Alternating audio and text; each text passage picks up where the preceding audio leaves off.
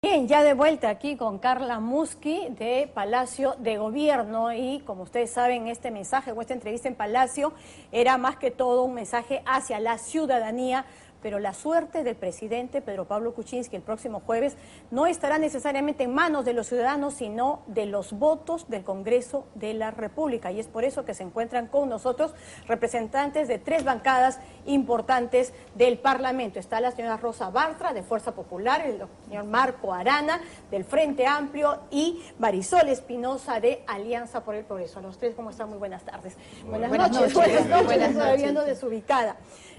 Congresista Bartra, ¿lo escuchó durante toda la hora? ¿La convenció, no la convenció respecto, en todo caso, a las imputaciones que se le hacen al jefe de Estado? He escuchado con mucha atención la entrevista que ha desarrollado el presidente, con mucha pena, en realidad, al final. Con mucha pena porque, digamos, las afirmaciones que hemos escuchado permanentemente del presidente, algunas, por ejemplo, refiriéndose a mi bancada, en el sentido de llegaron ahí pensando que iban a hacer gobierno y que iban a tener unas prebendas, de ahí nos jalaremos unos 30, el sentido mercantilista que le daba algunas circunstancias, y que ahora dice cosas como, por ejemplo, contrataron con mi empresa, sí, pero yo no me quise enterar de nada, no me quise, o sea, muestra una voluntad expresa a través de su propia afirmación de no querer enterarse. Entonces esto nos lleva a una serie de preguntas ahora. Si él no quiso enterarse y no ve nada malo en que su empresa, a través de quien sea, pero su empresa, que ganó reputación comercial, de acuerdo a lo que él mismo ha dicho, por sus credenciales desde el año 92 y que contrató con su empresa, que él mismo ha dicho, por sus credenciales, por su prestigio en el año 2006, y él no ve que haya un conflicto de interés y él no ve que haya nada de malo, yo me podría preguntar válidamente ahora, ¿tiene otros contratos ahora que él no quiere ver? ¿Alguna empresa suya está contratando quizás con alguna empresa y él no quiere ver? Porque simplemente no quiere ver y en 5 años él podrá entonces, o en 10 o en 15, poder enterarse. Entonces, sus ministros tendrán algún conflicto de interés tal cual es establecido en la Constitución.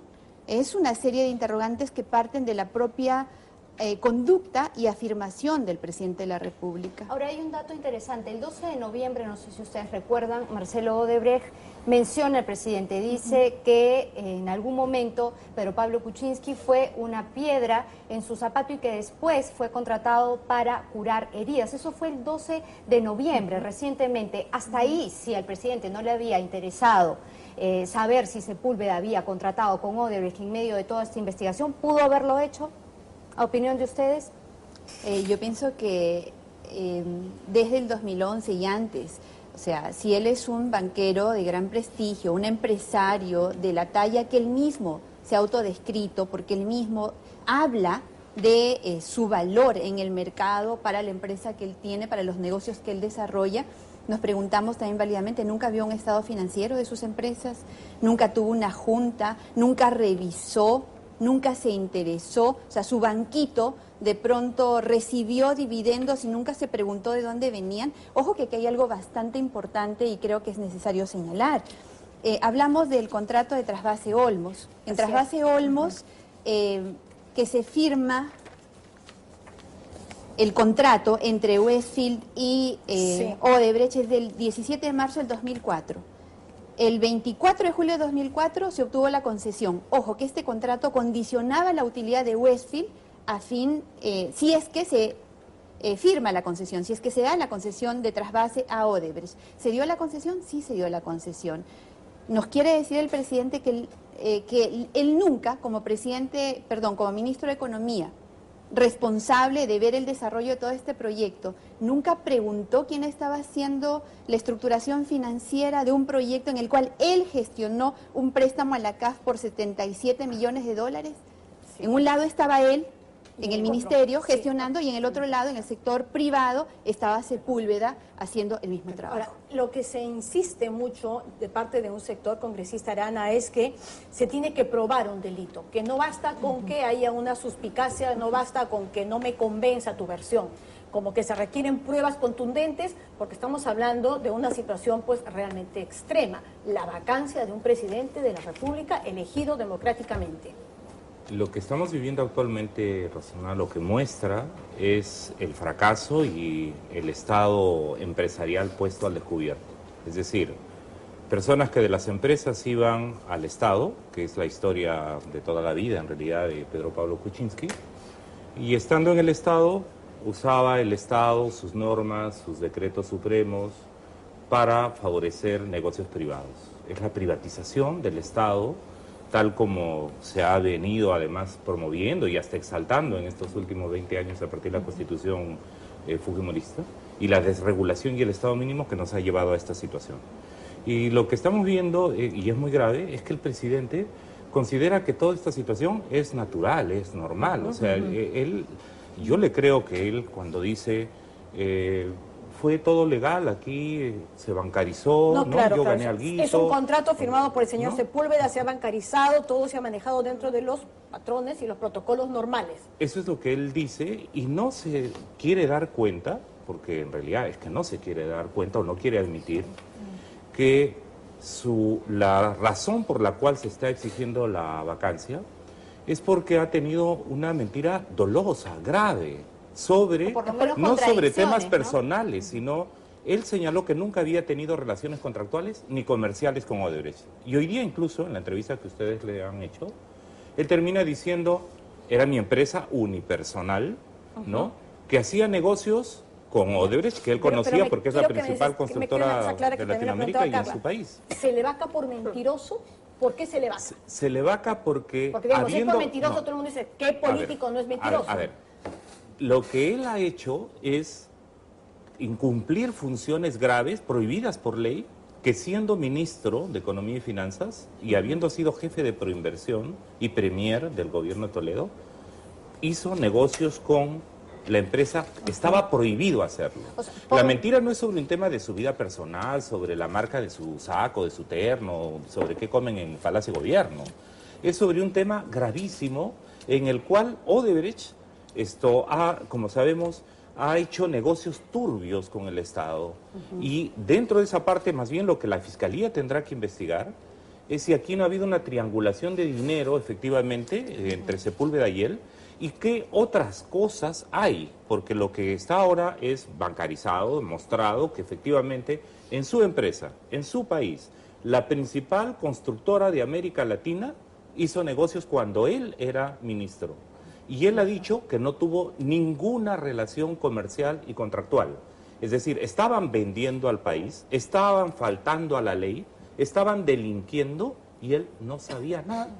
Esa es la gravedad del tema, no es que dijo una mentira o como algún político en algún momento ha dicho un pecadillo o una falta. En ese sentido, congresista Espinosa, ¿cree usted que el presidente no sabe diferenciar lo privado de lo público? Porque él desmaya diciendo que se desligó de la empresa Westfield, ¿no? Pero la constancia no existe, y como dice en papelito mano.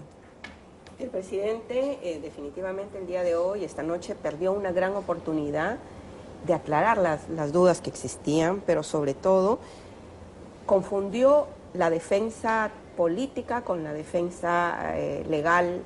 Entonces, un grave error, porque él dijo, él tampoco logró explicar bien, o sea, alguien le puede entender que él lo que quería decir era más o menos, yo me desligué de la empresa, pero eso también lo tiene que demostrar, demostrar con documentos. Si podría entregar y se comprometía a entregar los exacto, documentos, porque pero no hubo compromiso. Como los notarios, cuando ingresan a la actividad al congresal, por ejemplo, te desprendes de la empresa, la encargas a otro notario amigo y tú ya no tienes ninguna vinculación, ¿no? Entonces, igual, suponiendo, creo que lo dijo Antero Flores Arao, si entrara el presidente del Banco de Crédito, tendría que dejar todo su expediente, pero su empresa sigue funcionando.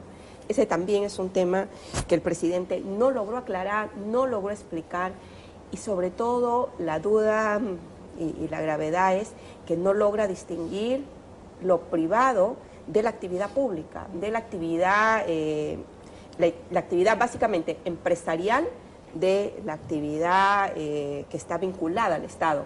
El que está sentado al lado del Estado tiene que defender los intereses de todos los peruanos. tiene que defender básicamente que el dinero que sale del ministerio, porque todo salía por el Ministerio de Economía, y aquí hay un gran responsable que siempre le daba sí a todo, que era el Ministerio de Economía. Entonces, el Ministerio de Economía tiene y le da carta libre a todas las actividades. Por eso yo digo, ¿cómo es posible que quienes tienen que cuidar los intereses del Estado terminan facilitando, mientras un alcalde chiquito tiene que mendigar 10 meses, 2 o 3 años por una obra? Esta gente sacaba el dinero en menos de 2 días, Miles todos de los millones. contratos, millones. ¿Votará por la vacancia entonces? Bueno, nosotros hemos ya planteado como Alianza para el Progreso un pronunciamiento. Nuestro compromiso siempre fue con la gobernabilidad del país y seguiremos apostando por la gobernabilidad del país, pero también nuestro compromiso es la lucha contra la corrupción. Por eso, o sea, en este Bueno, momento, Alianza para el falta escucharlo el día jueves. Creo pero que también si sería... se repite esto, su voto, el de usted. Creo que también sería un grave error, que ese es otro de los temas que siempre está sobre la mesa, ¿no? El debate solamente, exclusivamente político y que después lo juzguen el Poder Judicial. Creo que si realmente queremos apostar por una política que ayude a los ciudadanos a ser mejores, que ayude también al país a mejorar el desarrollo, debemos respetar no solamente los plazos mínimos que permitan, sino que le dé la oportunidad de demostrar con documentación en la mano, que le dé la oportunidad de ser escuchado, porque una de las cosas que se nos está viendo también es, oye, no me puedes condenar sin antes haberme escuchado, sin antes haber recibido mis descargos. Claro. Creo que es lo mínimo que se puede exigir. ¿Una hora va a ser suficiente, señora Bartra? Se le ha dicho que él puede tomar todo el tiempo que estime necesario, todo el tiempo que estime necesario. Si necesita 2, 3, 4 horas. 8 horas, las horas que él necesite, porque finalmente no es un procedimiento sencillo, no es una decisión fácil, y la posibilidad de que él sea escuchado en esta oportunidad creo que tiene que ser lo suficientemente amplia para que él pueda desvirtuar todo lo que él considere que pueda alegar en su favor. Congresista Arana, en todo caso, si se mantiene este discurso, su voto, su posición, digamos, no se ha modificado. Desde el Frente Amplio lo hemos dicho claramente, se debe respetar el debido proceso, no por un favor, sino porque justicia corresponde, es lo que toca. Además, está establecido en el reglamento del Congreso cuál es el procedimiento a seguir. Más o menos tiempo en días, esta vez se ha actuado en que después del tercer día pueda asistir al Congreso. Creo que hay que escucharlo, sus abogados ojalá tengan nuevos elementos que presentar. Lo cierto es que este es el tercer mensaje prácticamente dirigido a la nación, en cierto modo. Ha sido una entrevista, pero ha tenido tiempo para expresar sus descargos y sigue en trompo, sigue dando vueltas sobre lo mismo, no aporta nuevos elementos. Y de otro lado, los temas de caer en contradicciones profundas, en no salirse de este tema de haberle mentido a sus electores, a la nación, al Congreso de la República, hasta ahora se mantiene como un dato firme. Entonces, que venga al Congreso, puede explicar las razones y encontraremos los mecanismos para decir, vía proceso institucional, respeto al reglamento, cuál es la salida que hay, porque en este caso sí me parece muy importante que dada la gravedad del problema y cuando tenemos una crisis política desatada además por el tema del Tribunal Constitucional, del Ministerio Público, es muy importante que la decisión sea lo más responsable, aceptando además los mecanismos que la Constitución prevé. La salida tiene que ser una salida institucional, no puede ser golpista, ¿no? Y que se mantenga Martín Vizcarra hasta el resto del mandato que le tocaba, digamos.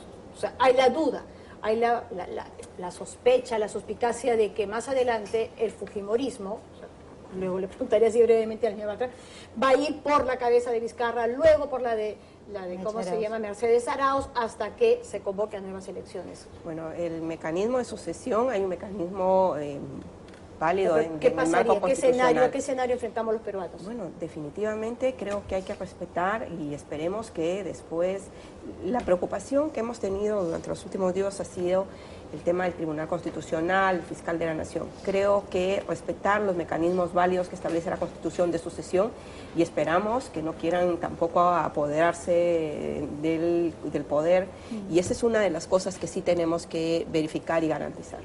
Ya para cerrar, ya que ha sido mencionado Fuerza Popular. Existe un compromiso en Fuerza Popular de ser absolutamente institucionales, de cumplir y honrar la confianza que el pueblo nos ha dado. Vamos a trabajar por un Perú sin corrupción y en eso vamos a ser absolutamente firmes, sin vulnerar absolutamente nada. Se ha querido cambiar la agenda estos días y en lugar de hablar de las razones de la posibilidad de vacar al presidente, distorsionarla, hablando de golpe o hablando de situaciones que en realidad no tienen nada que ver con los hechos de corrupción que se han denunciado y que constitucional y reglamentariamente tendrán el tratamiento que corresponde. Creo que especular o atizar odios, atizar diferencias, en este caso son absolutamente no solo innecesarias, sino que además tenemos que trabajar pensando en cómo va a ser el futuro de nuestro país, que es eso lo que nos tiene que mover a todos y lo que mueve definitivamente a Fuerza Popular. Bien, a los tres muchísimas gracias por haber estado esta noche aquí en el programa, ¿no? Después de un momento tan importante y luego, ojo, vamos a tener también una entrevista con el ministro